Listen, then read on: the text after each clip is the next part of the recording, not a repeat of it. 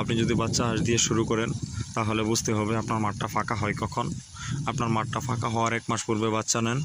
বাচ্চা নিয়ে যতদিন পর্যন্ত মাঠটা ফাঁকা থাকে ততদিন পর্যন্ত এই বাচ্চাগুলো পালেন। আর যদি আপনার ওইখানে মাঠটা 3 থেকে 4 মাস ফাঁকা থাকে, আপনার এই মাঠের খাবার দিয়ে আপনার হাঁসটা ডিমে উঠে যাবে। আপনি যদি আবদ্ধ অবস্থায় পালন করতে চান তাহলে পালন করতে পারেন। আর যদি আপনি বলেন যে না, আমি এখন আবদ্ধ অবস্থায় পালন করব না, আমার হাঁসগুলো বিক্রি করে দেব, তাহলে মাশাআল্লাহ 12 টাকা লাভের মধ্যে থাকবেন।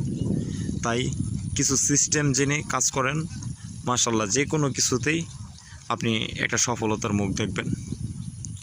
আজকে প্রতিটা জিনিসের নির্দিষ্ট একটা ওয়ে আছে, সেই ওয়েগুলো ফলো না করতে পারলে আসলে প্রতিটা সেক্টরেই জড়ে যাওয়ার একটা সম্ভাবনা থাকে।